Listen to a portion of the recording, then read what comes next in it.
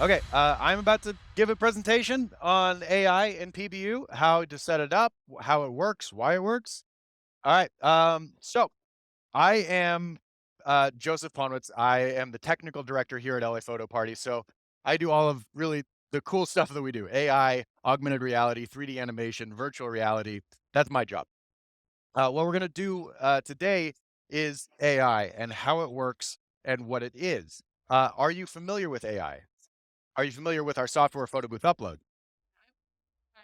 Okay. Okay. Perfect.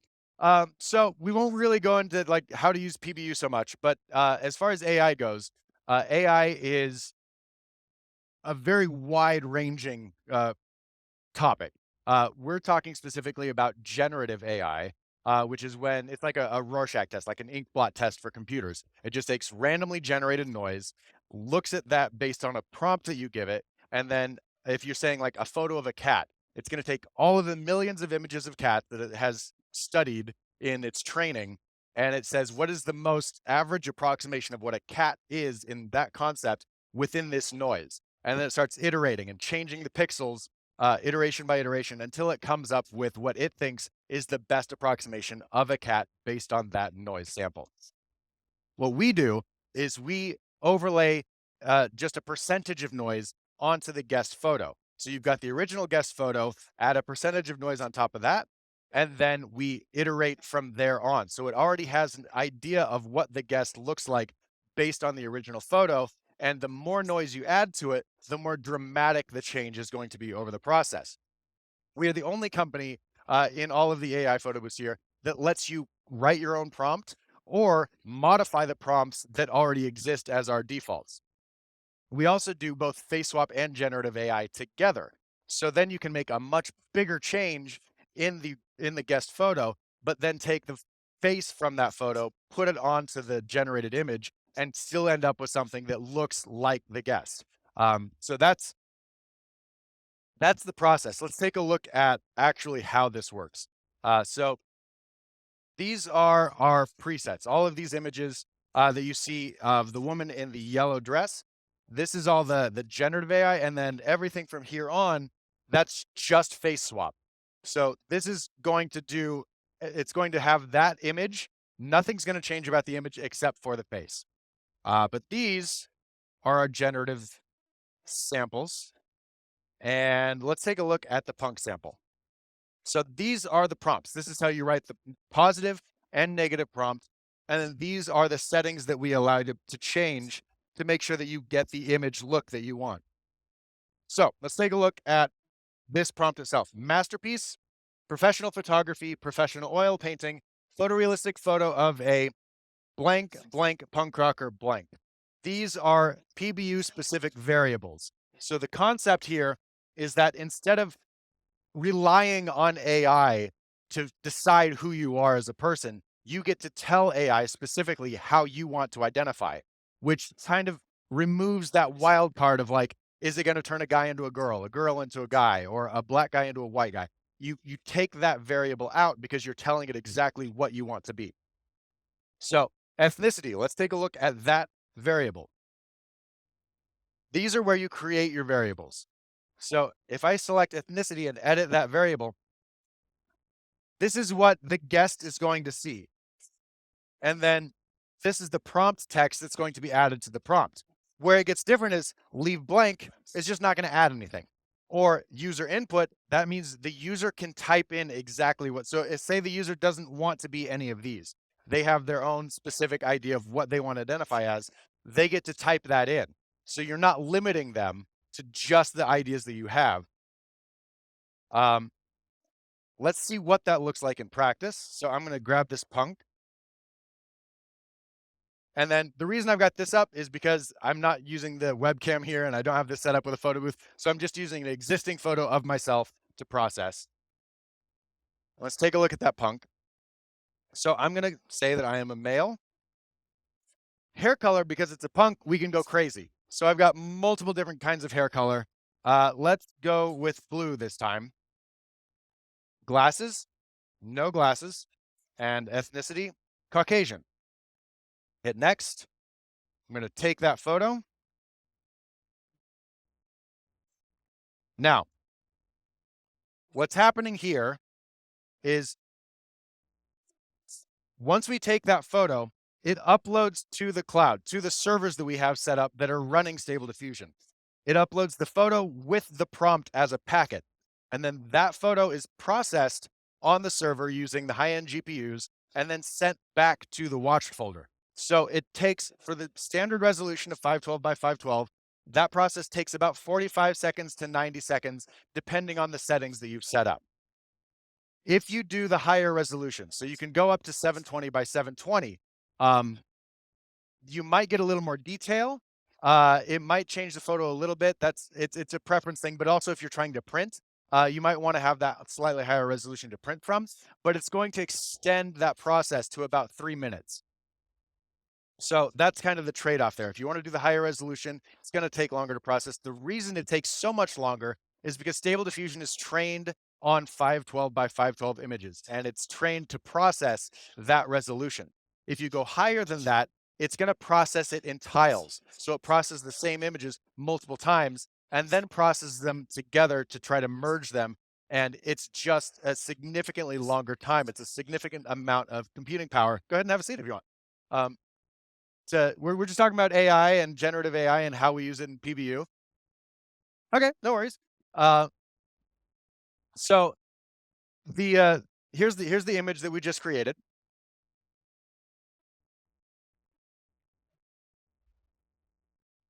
So this is what we've created as a result of that prompt.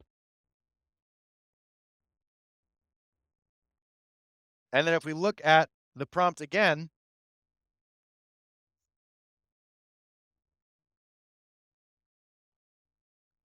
we'll see like back alley background. It definitely added that back alley background. Uh, we turned my hair blue. Like it's what we're telling it to do here is exactly what it created in the final image. When you are creating these prompts, and say you have a client that wants samples as you're going back and forth, just like with any design project, they're going to want to iterate and say like, oh, let's make this a little different. Let's make this a little different. One of the things to keep in mind is that because AI is changing the image, not only is every guest going to look different, but different backgrounds are going to be affected differently. So when you're trying to build these prompts with your clients, you want to try to find out what the background is going to be at the event so that you can create samples that use that background. If you're just using like the webcam to take pictures of your face against your white wall in your office, that's going to look very, very different than when you're putting it on, say they have a set at a wedding with flowers and a whole background that they've set up. The process is going to be very, very strongly affected by that different background pattern. So you want to try to use a background in the AI building process, in the prompt building process, that matches as close as possible to what you're going to see at the event so that there's no big surprise when you actually take that to the event and run it against that background. You're like, oh, that doesn't look anything like what I thought it would.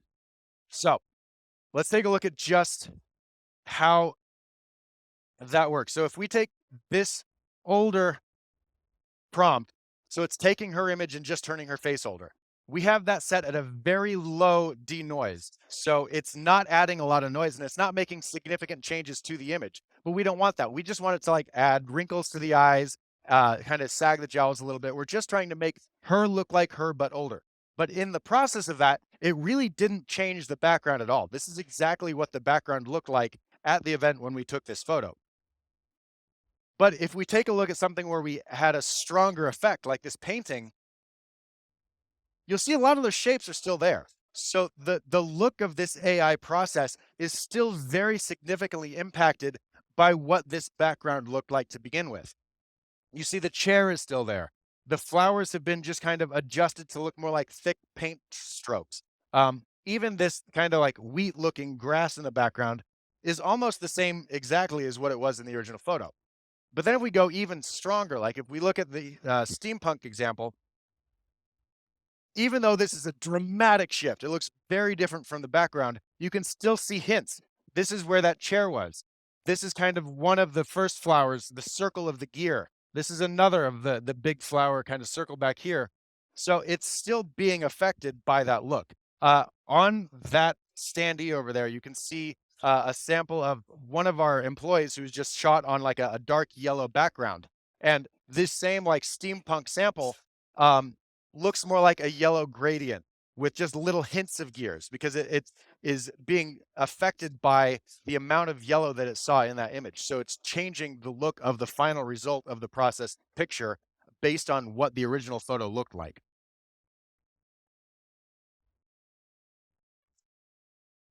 So let's talk a little bit about face swap now. Face swap, hello, is when you take the guest's face and put it on any picture you want. Now, we can allow you to do that with just a random photo or to combine that with your processed AI generative photos. Um, the benefit of that is you can make much more dramatic changes to that original guest photo with AI, but then make sure that it's still recognizable as the guest. So images like the punk sample that I just did, let me go back to that.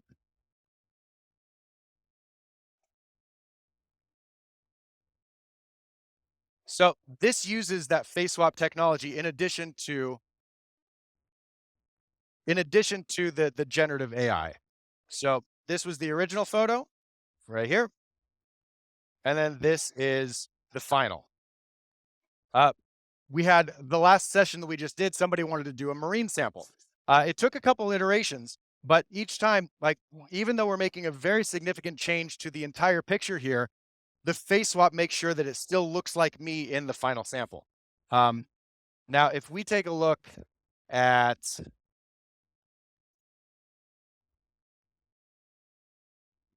AI,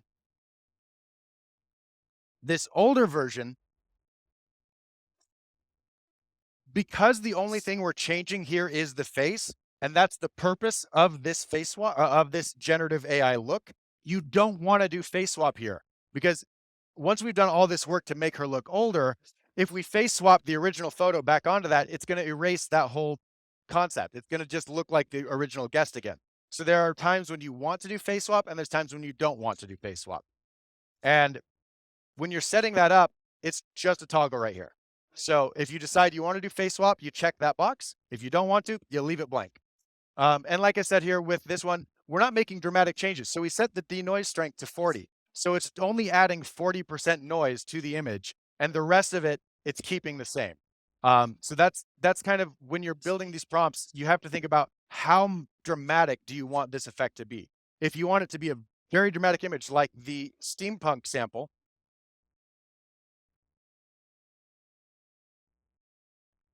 this is much higher. This is 80%. So it's working with 80% noise and just 20% of the original photo. So it has a much stronger amount of effect to the final sample. But then we're also turning on face swap to make sure that after it does that, all of that processing, we put that guest's face back on there so it still looks like that. Now let's talk about face swap by itself without using generative. All of these pictures from here on are using face swap without generative AI. The main reason you would want to do this is you have a client that doesn't want to deal with the randomness of AI. They don't want that variability. They want it to be a specific result every time. And we get a lot of people who call us up that want to do AI, and we tell them, we kind of walk them through the process and how it works, and they get scared by the randomness. Like, oh wait, no, I don't want any variability in this. I want it to be specifically my branding. I want my logos incorporated. I want my characters. If it's a film or even like Salesforce, we work for Salesforce, and they want to have their little Salesforce animals and drawn animations in there. Then it's a good idea to do face swap instead of generative because you have control over exactly what that final image is going to look like. And there's no modification other than the face. So here's like this pirate. That's the original image that we start with.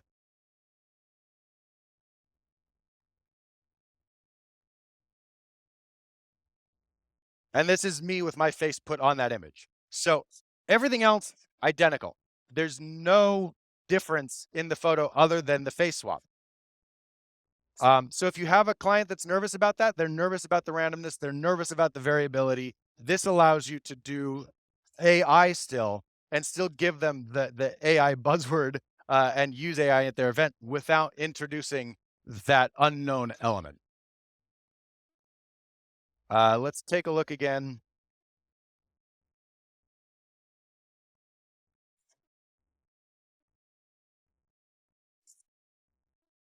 So when you're doing face swap, because you're not changing the image, it's a good idea to have multiple options for the guest to pick from. When you're doing the generative AI, we use, and some of you are new here, we use variables to allow the guest to choose how they want to identify male, female, non binary, their ethnicity, whether they're wearing glasses or not, if they want to change their hair color. We give that to them as a set of variables that they can select from when they're choosing their photo.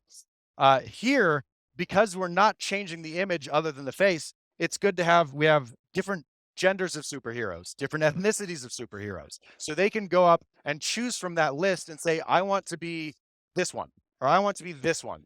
And then we put their photo onto that picture. Um, there are some types of images, like we have astronauts set up in the booth back here, where because the whole body is covered and all you really see is the face, it doesn't have that much of an like you can be any astronaut you want because you can't identify whether it's male or female. You can't see other types, other skin on the body. You're only seeing the face. So when it swaps the face in, then you've got full reign to be any ethnicity, any gender you want. Uh, Something like the superheroes, though, most of these are pretty much covered, but some of them, some other skin other than the face is showing. So it's nice to give them that option, as well as like hairstyles. Okay, let's take a look at these samples. One of the things that people are concerned about when they're doing our AI is the resolution because it is a smaller resolution. So 512 by 512 is the default. 720 by 720 is the highest resolution that we process at. These photos were printed at the lowest resolution. These are all 512 by 512 photos that are then cropped. So this is actually lower than 512 by 512 resolution in the print. But I can pass these around and you can see the quality is still super usable for a printout and event. If you want to go higher resolution than that, you can. There is a drawback to that. For those of you who showed up a little later, if you're processing at 720 by 720, the process time on our server takes between 45 seconds to like a minute and a half. If you are processing the higher resolution of 720 by 720, I hope I didn't mess that up, then you're going to take up to 3 minutes. So it's a much longer processing time, but you do get that higher resolution. So that's kind of, you get to make that decision on what resolution you want. But as you see from those pictures, even the 512 by 512 looks fine in a print, especially for an event print. Let's take a look at when we build the prompts. So going back to generative AI, actually, let's look at, this is the prompt we built last session. So one of the audience members last session wanted to do a marine prompt. So we built this. Now, we still use a lot of the keywords that I use a lot, like masterpiece, professional photograph. The reason I do that is because when you're building these prompts for AI, you're trying to narrow down the types of images that the training data was used to train the AI um, to images that look like you want your photo to look like. Uh, Now, the training data includes all kinds of like amateur photography, Polaroids, pictures that 5-year-olds took of their dog. Like, there's a lot of really bad photos in that training data, as well as the higher end photos. So by adding words like professional photograph, masterpiece, use, or like in some of them I put like professional oil painting. That just kind of narrows down the images to pictures that have good lighting, to pictures that have good framing, good backgrounds. So it makes sure that the photo that you're creating will look a lot nicer than if you're just using training data of people who are taking selfies with their phone. Um, Now, when I was creating this, the first thing we did is we didn't have any emphasis. So we had no parentheses. For those of you who are new, I'll go over that again really quick. When you add parentheses to a prompt, that just means you're adding emphasis to that specific word or phrase in your prompt. So when I add two parentheses here, I'm increasing the amount of influence that that phrase has on the final photo. If I would use square brackets, that's going to do the opposite. That's going to decrease the amount of emphasis that that word or phrase has in the photo. If I want something to be excluded from the photo, I add it to the negative prompt. So that's where I put words like deformed, ugly, poorly drawn features, uh, things that I want to make sure that I don't use in the prompt. Now, it's not an exact science. Like if I put here deformed hands, AI is not good at hands anyway. So just because I put it in the negative prompt doesn't mean that it's always going to make perfect hands. It doesn't really work that way. But the first thing that we had here is we just said in military uniform. And when we said that,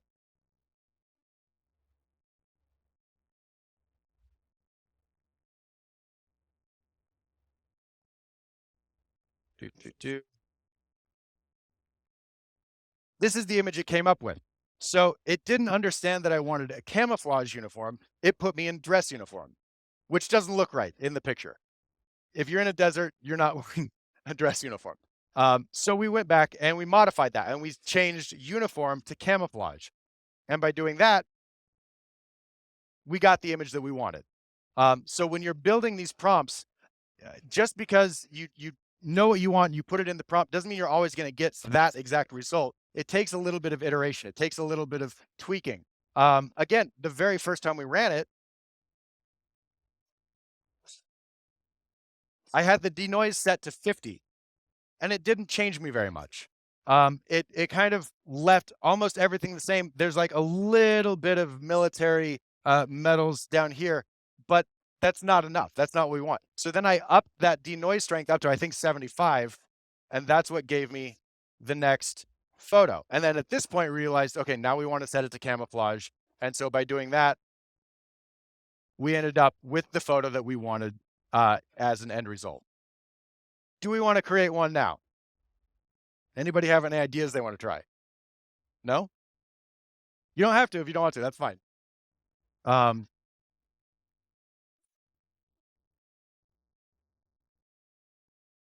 go back to the AI tab. So we'll do a quick recap.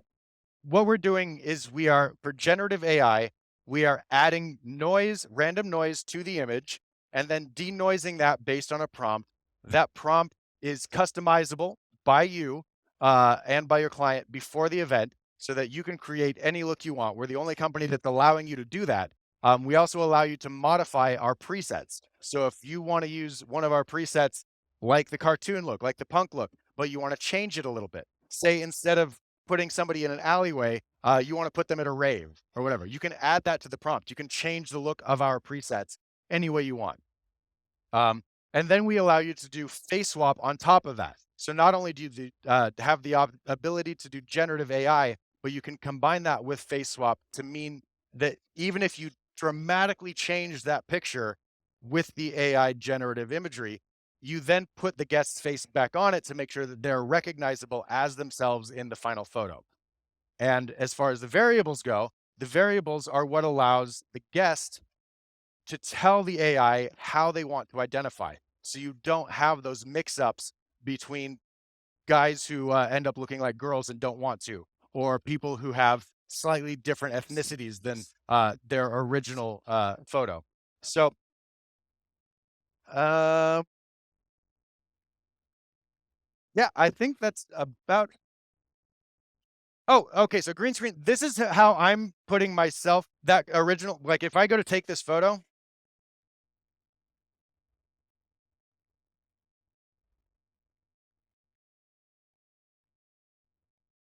male, green, no glasses, Caucasian. I'm using a green screen that has the threshold down to 0 so that I can use a better picture of myself to make these samples. Um, if you use a green screen at your event and you have a green screen set up, even if you have the background you want, it's going to send that whole processed image to the server and process that and send it back. So it's not going to be the same green screen background when you're done with it. Mainly it's for testing and for creating samples for your clients. That's why it's there. You can put an overlay, yes. So once it's processed, then it goes back to Helper, which is our sharing software. And in Helper, you can assign any overlay you want to it. So that's how you would add like text and branding because it's not going to do text and branding. And that actually brings up a good point. Like if you're doing, say, a football team, and the football team wants to put people in their uniforms. AI as a generative process will get close to that. Like if you say Seattle Seahawks, it'll show what looks like a uniform and it'll have the green and blue. It'll look like the team colors, but the logo's not going to be right. Text isn't going to show up. The number on the shirt isn't going to look like a real number. So there's going to be a lot of errors in that. If you want it to look like the exact uniform, you're going to want to do just face swap. So you get photos of people in that uniform and then you face swap your guest onto that. That gives you the controllability to be exactly what you want the final image to look like. When you're doing the generative, you're just going to get approximations. So that's, again, we talked about corporate clients who don't want to have random variability. They don't want to like have the unpredictable nature of AI. Face swap in that situation is a much better option to still give them the AI look, but not have the randomness built in. It does to a point, but let me show you again. This is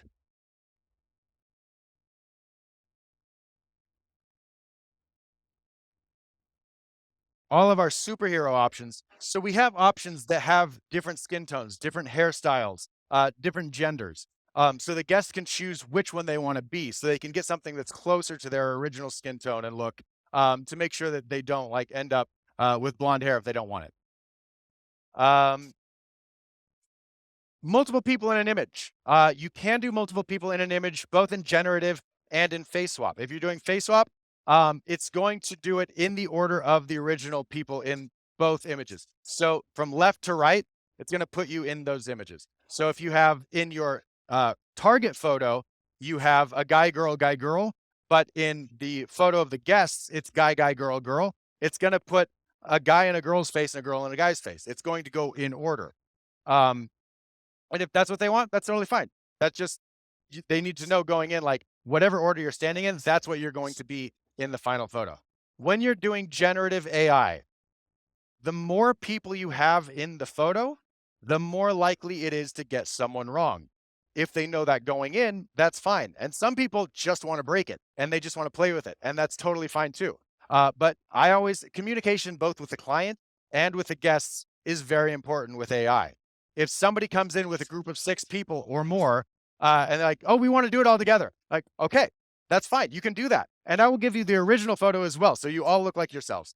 But understand that some of the guys are probably not going to look like guys. Some of you are probably going to have different faces. Some of you might not have a face at all. The more people you get in there, the smaller the faces are, and the more the AI has to do to try to figure out who is who and to put people in the right place. And it will make errors. And people are okay with that. Some people just intentionally want to break it, like they'll hide half their face just to see what it does. And that's part of the fun of AI is not knowing what you're going to get. It's the novelty of like every picture is different, and some of the pictures may end up completely broken. But if that happens and they're expecting it, there's no problem. If they're not expecting it, that's when you get people like, oh, what happened? I don't like that at all. But even in those cases where people don't like their photo, just give them their original picture, and then they still have something that looks like them that they want to take home. But again, with the clients, like we get so many clients that come to us wanting to do AI that have no idea what AI is. And so the big thing is initially just explaining to them what the process is, how it's variable, how random it can be, that you're creating a style, not an exact photo. And then if they don't like that, then you say, oh, we have the face swap option. We can do green screen. We can do other options. And when we're selling this, I would say probably people who come to us to do AI, only 3 out of 10 actually do generative AI. The rest of them end up doing something else, especially corporate clients that are like, oh no, I don't want the variability. I want it to be exact. And that's fine. They're still using us. And they came to us because we have AI as an offering and they wanted to try to see what they could do with that. So it brings them to the company, whether they use that in the final product or not. So just because somebody decides they don't want to use AI, that's not necessarily a bad thing. You still got them as a customer because you have the ability to do the thing that they were looking for in the beginning. And that's up to them what they ultimately want their final product to be. So it's a good draw. It's a good calling card for people, even if it's not what they use.